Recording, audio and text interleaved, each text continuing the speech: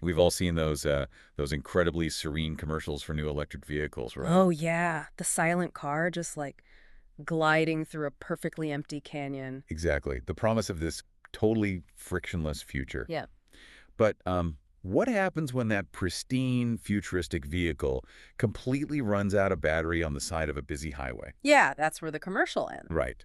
And if a standard tow truck tries to drag it to safety, well, if it's done wrong, the rescue itself can literally cook the car's drivetrain from the inside out. Which is a terrifying thought for any owner. Truly wild. So today, we're looking at a stack of sources that, frankly, rip the glossy veneer right off early EV adoption. We've got this fascinating collection of promotional materials, service guides, and episode excerpts from a company called Sacramento Mobile EV Charging. Yeah, a very specific local focus. It is. And I want to welcome you listening right now as the third person in the room with us today, because Wow. we're really going to tear into the actual reality of driving an EV. And, while these materials give us a hyper-specific view of local service marketing, they really act as a magnifying glass for a much larger structural shift happening all across the country. Absolutely. The mission of this deep dive is to use these specific local sources to uncover the hidden anxieties, the massive logistical hurdles, and honestly, the unexpected micro industries that are quietly springing up in the wake of the EV revolution. Yeah. Okay, let's unpack this. Right, but before we dig into the mechanics and the economics here, I think it's important to establish how we're approaching this stack of materials. Definitely. Context is key. Because the promotional language we're analyzing today is, well, it's highly charged, literally and figuratively. Oh, for sure. They do not hold back. No, they don't. These sources use pointed, really aggressive messaging to critique local city infrastructure, to attack traditional towing companies, and to undermine their competitors. So my role here is to synthesize these materials objectively. Just laying out the facts. Exactly. We will impartially report these claims to understand the broader narrative and the market gaps this company is attempting to fill. We aren't taking sides or endorsing any of their claims regarding competitors. We're Mhm. simply mapping the territory they're operating in. We are the neutral observers of a rapidly evolving battlefield. And to understand that battlefield, we have to look at the primary adversary these sources identify, which is the public charging grid. The grid itself, yeah. Right. Because before anyone ever picks up a phone to call a mobile van full of batteries, a systemic failure has to occur first. What is the root problem the sources are actually reacting to? Well, the sources refer to Sacramento's public charging infrastructure as a quote-unquote joke. Wow, strong word. Very. They detail a daily reality that completely contradicts that seamless experience promised by automakers. They highlight a specific trifecta of hurdles. First, the sheer prevalence of broken plugs. Which is maddening. Right. Second, the agonizingly long lines at the few stations that are actually operational. And third, the ongoing issue of ICing. IEing, that's when internal combustion engine vehicles, gas cars, just park in and block designated EV spots, right? Exactly, just taking up the spot so an EV can't even get to the plug. So the driver is out there battling hardware failures, high demand, and random parking disputes all at once. The sources actually call this intersection the broken charger nightmare. It's a very vivid description. It is, and it highlights this massive delta between the digital promise on your car's dashboard and the physical reality on the concrete. Like your car's navigation says, hey, there's an open fast charger a mile away, Mm-hmm. but you arrive to find the screen is shattered or the software is stuck in some weird reboot loop. Well, the cooling cables are physically damaged. Yeah. They refer to relying on this public grid as playing the lottery with your battery. In framing it as a lottery, that's a deliberate psychological trigger. It implies that your mobility is entirely at the mercy of chance. Which nobody wants. Right. And in the EV ecosystem, a broken plug is far more catastrophic than a gas station having a broken pump. Because at a gas station, you have options. Exactly. There are usually like 8 other pumps you can just pull around to. At an EV station, there might only be 2 or 4 plugs total. If 2 are broken and 2 are in use by cars that need an hour to charge, your journey is effectively over. Relying on EV maps right now sounds a bit like using a smartphone map for a restaurant that turns out to be permanently closed when you actually get there, Mhm. but with vastly higher stakes. That's a great analogy. Because if the restaurant is closed, you just go to the drive-thru next door. If your only fast charger is bricked and you have 2% battery left, your multi-thousand-pound vehicle becomes a very expensive paperweight. A very heavy paperweight. Seriously. Mm. But looking at the language they use in these guides, I have to ask, are these sources maybe exaggerating the state of the infrastructure just to sell their service. Yeah. I mean, their entire business model relies on drivers being deeply skeptical of public chargers. What's fascinating here is that your skepticism is completely warranted. This is absolutely targeted marketing designed to agitate a very specific consumer pain point. They know exactly what buttons to push. They do. However, that agitation only works because it is rooted in a highly documented bottleneck. EV adoption, the sheer volume of electric cars hitting the road, has drastically outpaced the installation and, honestly, the maintenance of reliable public charging hardware. So the problem really is as bad as they say. The company is certainly amplifying the panic for commercial gain, yes, but they did not invent the underlying no-charger reality. The infrastructure gap is very real. Which brings us to the consequence of that gap. Let's say you lose the battery lottery, right? You hit 0% on the highway. For a century, if a car broke down, the default solution was simple. You call a tow truck. All right, just call for a tow. But these sources mount a massive attack against traditional roadside assistance. They call it the towing trap and a price towing scam. They aggressively frame traditional towing as a secondary disaster. A secondary disaster? Yeah. According to the materials, dispatching a standard tow truck doesn't solve your problem. It merely transports your problem to a more expensive location. They claim, quote, greedy tow truck drivers will charge hundreds of dollars just for the hookup and then basically hold your vehicle hostage at a dealership or some specialized lot where it might sit for days just accumulating storage fees. The logistics of that trap are wild to think about because independent mechanic shops often aren't certified to handle high-voltage EV systems, right? So a traditional tow truck basically has no choice but to drag your car to an official dealership. Which is exactly what happens. And dealerships have a massive backlog of EV technicians. So your car just sits in a queue. But beyond the logistical nightmare and the financial hit, the materials lean heavily into a massive mechanical risk. This is the scary part. Yeah. I knew you shouldn't flat tow a Tesla or a Rivian, but these sources claim that a standard tow can actually fry your EV's drivetrain. How exactly does pulling a dead car down the road cook it from the inside out? Well, it comes down to the fundamental difference in anatomy between an internal combustion engine and an electric drivetrain. Okay, break that down for us. So a traditional gas car can be put into a true mechanical neutral. The transmission physically disconnects the wheels from the engine. You can drag it for miles, and the engine simply sleeps. Right, the wheels spin, but the engine does nothing. Exactly. But EVs, particularly those utilizing permanent magnet motors, they don't have that mechanical disconnect. The motor is directly geared to the wheels. So if the wheels are turning, the motor is spinning. Wait, you can't just slap a dead Tesla in neutral and tow it with its wheels on the ground like a 1998 Honda Civic. You really can't. Wow.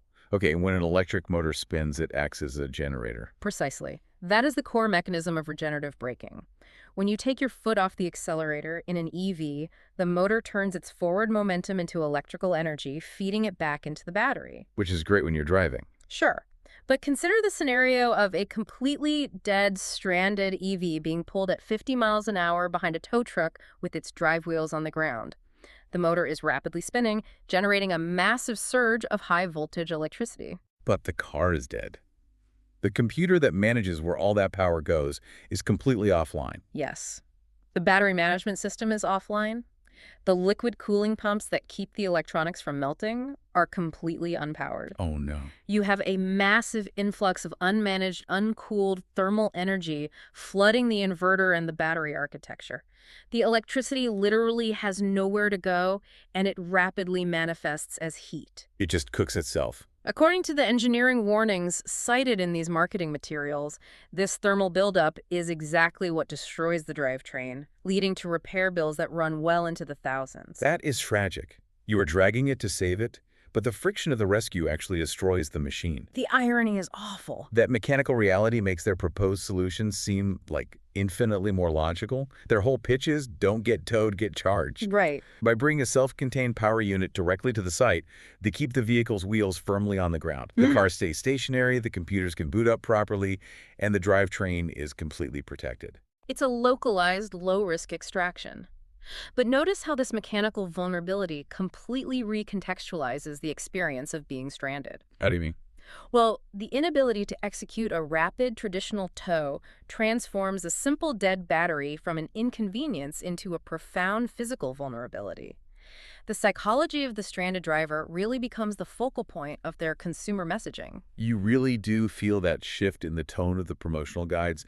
They start targeting these deeply uncomfortable high-stress scenarios. Very specifically. Yeah, they explicitly bring up the 2 a.m. at 0% battery situation.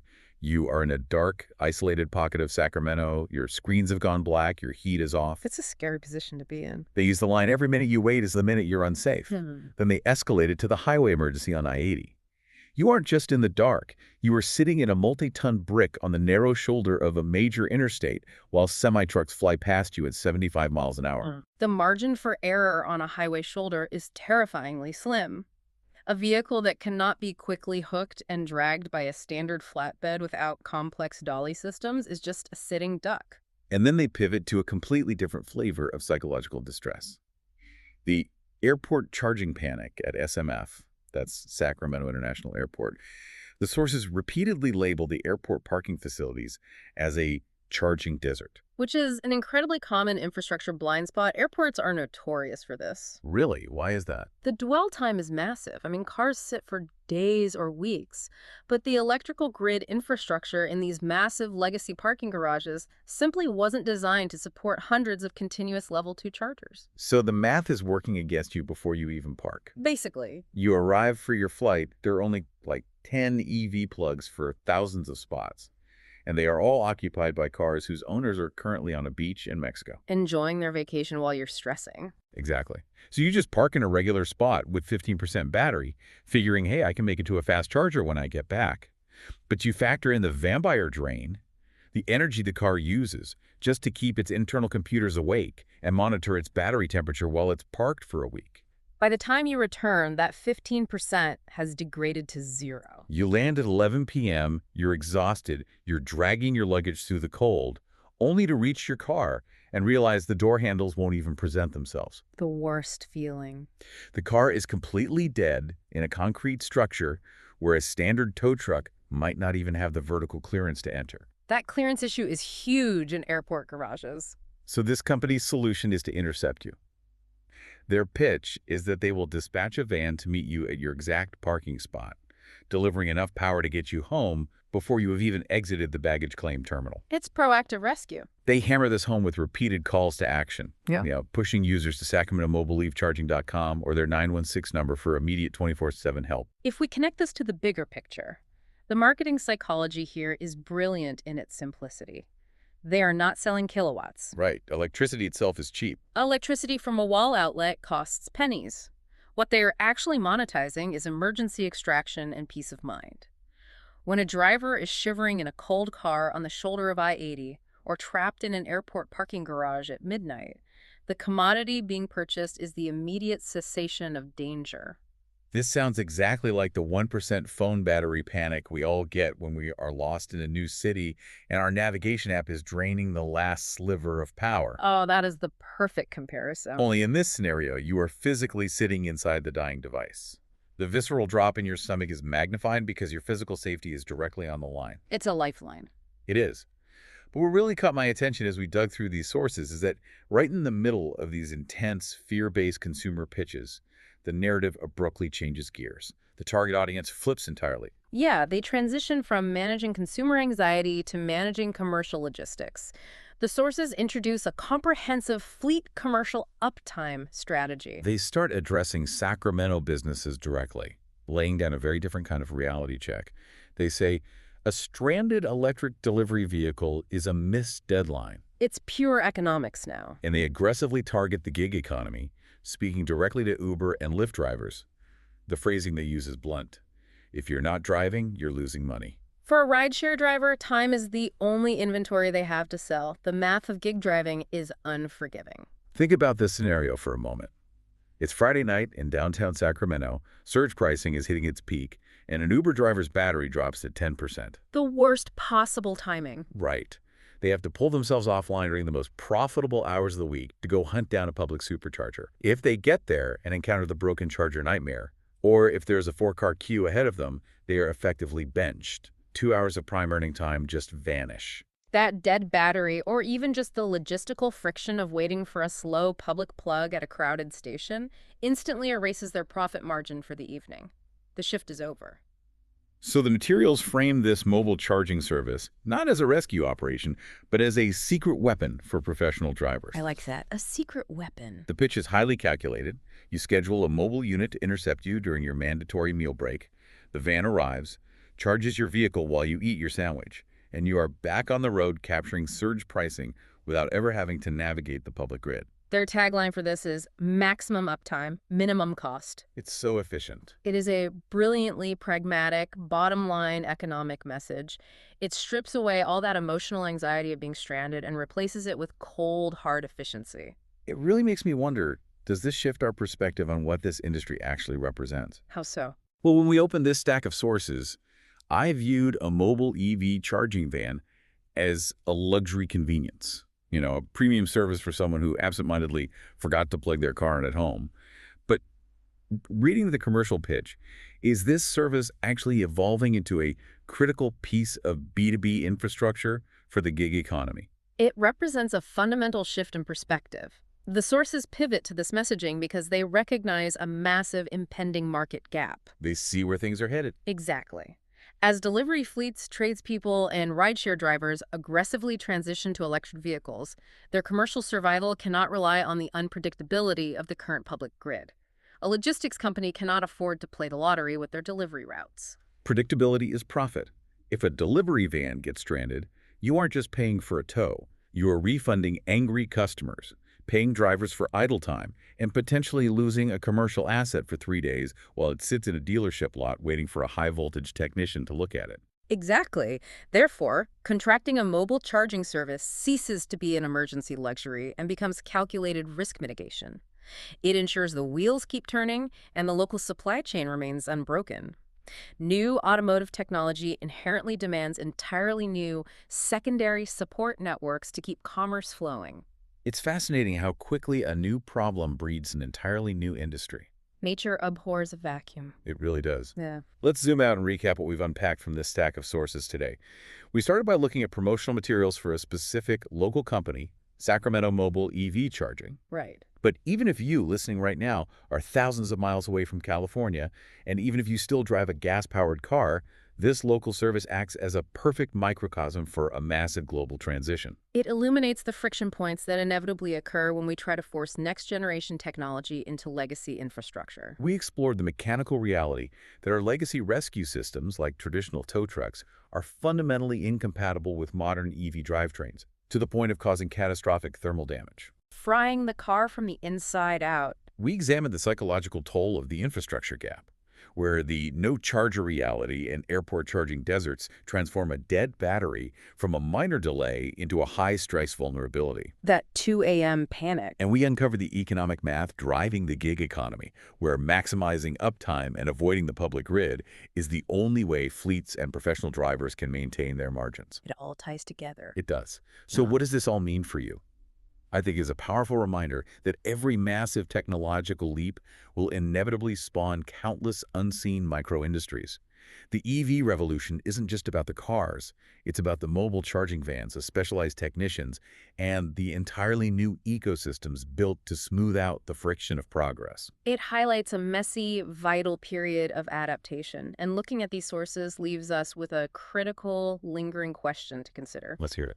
As cities around the globe race to invest billions in green infrastructure, are we focusing too heavily on a 20th century model of fixed locations? Oh, that's interesting. Think about it. We are currently trying to build public EV charging networks exactly the same way we built traditional gas stations, operating on the assumption that the vehicle must always travel to a central point for fuel. Right, coming to the energy rather than the energy coming to you. And as we watch these mobile dispatch units become essential for commercial fleets and stranded drivers, perhaps we're ignoring the possibility that the future of energy delivery might need to be as mobile, dynamic, and on-demand as the vehicles themselves. The power grid coming directly to you. That is a truly fascinating thought to leave on.